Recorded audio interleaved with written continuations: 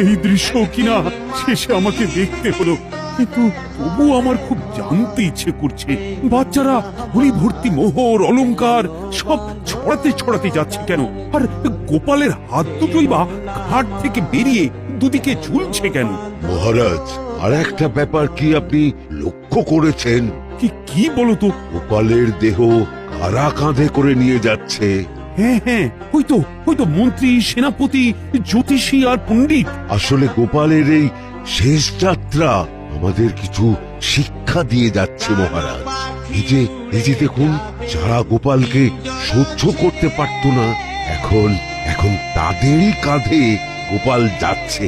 তার মানে শেষ পর্যন্ত কেউই কারোর শত্রু থাকে না, সবাই মান অভিমান ভুলে কাঁধে কাঁধ মিলিয়ে পার করে দেয়।